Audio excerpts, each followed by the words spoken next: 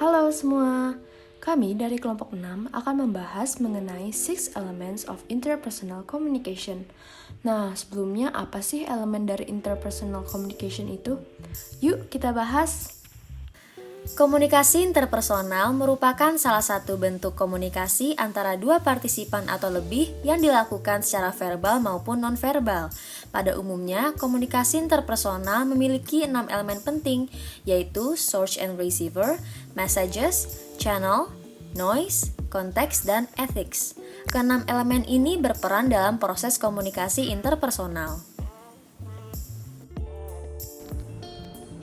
Dalam proses komunikasi, minimal memerlukan dua individu untuk saling memberi pesan dan menanggapi pesan. Yang menjadi sumber komunikasi adalah sender atau pengirim pesan. Komunikator adalah seseorang yang mengirimkan pesan. Komunikate atau penerima pesan menerima sebuah pesan, maka ia akan menafsirkan pesan tersebut dan memberikan makna terhadap pesan yang ia terima. Komunikasi dapat dikatakan berhasil manakala komunikate menerima pesan sesuai dengan apa yang diinginkan oleh komunikator, tetapi terkadang tidak berjalan sesuai dengan yang seharusnya.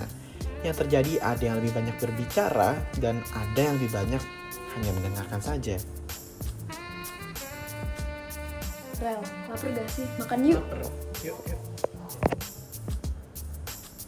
Rel, lu tau kan tukang bakso yang deket rumah lu yang deket Iya, ketiga? itu tuh emang. Nah iya itu benar, itu gue suka banget. Lalu yang kedua yaitu message atau pesan. Pesan adalah salah satu elemen terpenting dalam interpersonal communication ini.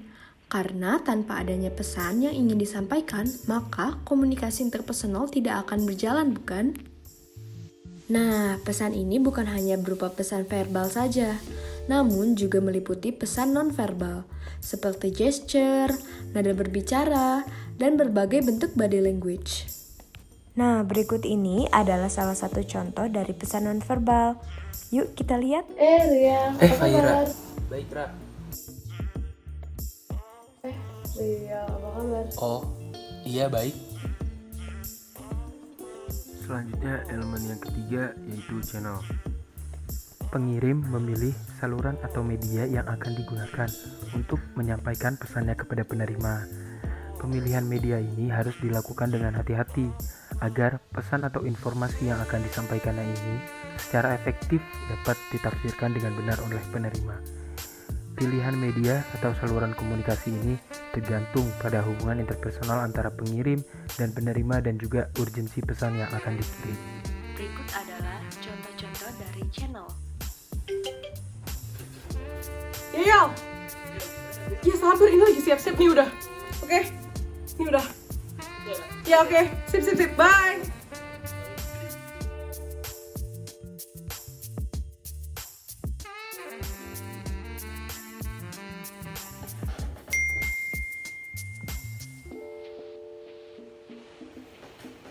Selanjutnya adalah noise atau gangguan.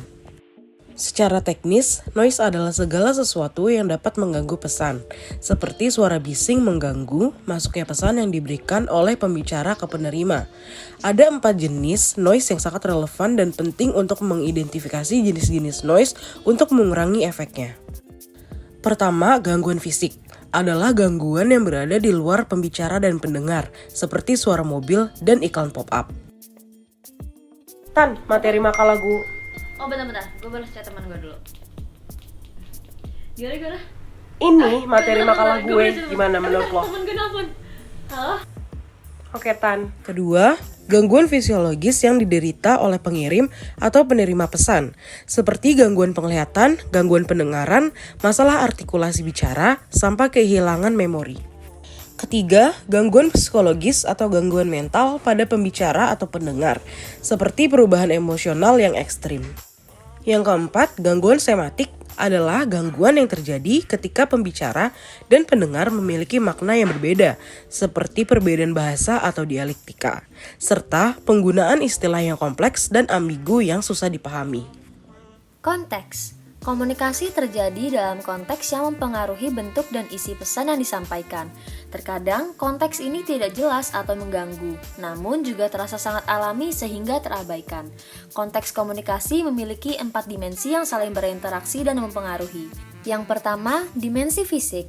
Dimensi fisik merupakan lingkungan nyata tempat komunikasi berlangsung, seperti ruangan, lorong, atau taman yang meliputi ukuran ruangan, suhunya, dan jumlah orang yang ada dalam ruangan di mana komunikasi berlangsung.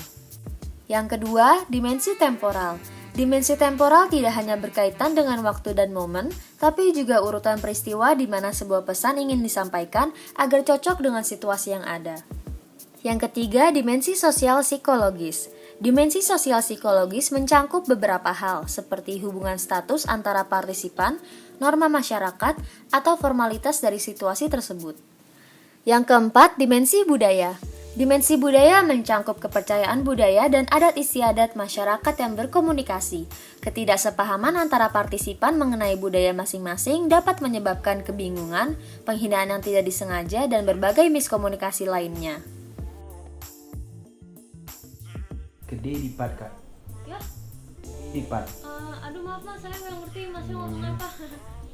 Selanjutnya elemen yang keenam yaitu ethics. Komunikasi antar pribadi juga melibatkan pertanyaan tentang etika, studi tentang yang baik dan buruk, benar dan salah, dan juga bermoral dan tidak bermoral. Etika berkaitan dengan tindakan dan perilaku. Ini berkaitan juga dengan membedakan mana perilaku yang bermoral dan mana perilaku yang tidak bermoral. Beberapa contoh komunikasi etik, yaitu mendengar ketika orang lain berbicara, hormati batas-batas privasi orang lain, dan juga berbicara tanpa menghakimi. Kesimpulan yang dapat diambil dari mempelajari elemen-elemen dalam komunikasi interpersonal adalah dengan memahami setiap elemen-elemen penting dalam komunikasi interpersonal, maka kita akan dapat memperbaiki kompetensi serta keterampilan kita dalam komunikasi interpersonal. Nah, bagaimana teman-teman dengan penjelasannya tadi? Semoga bermanfaat bagi kita semua ya. Terima kasih dan Sampai jumpa.